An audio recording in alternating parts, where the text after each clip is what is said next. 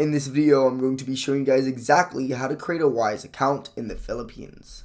First, you want to prepare your details. So have your Philippine government issued ID ready. This can be a Phil ID, passport, or driver's license.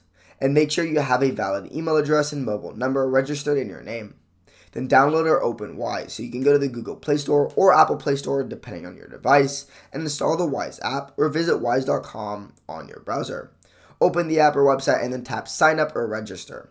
Then enter your basic information. So enter your email address, phone number, and then tap next. Create a strong password and confirm that you want a personal account or business if that is your case.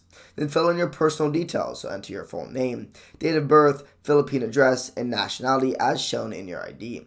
Select Philippines as your country of residence. Then add a currency. For example, if you are in the Philippines, just use PHP.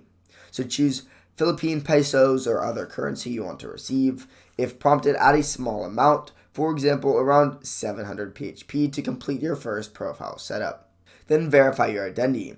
When Wise asks you to verify, upload a clear photo of your Philippine ID, take a clear selfie, or follow the in-app prompts for face verification. If asked, upload proof of address. Then you'll just want to wait for approval, so wait for Wise to review your documents.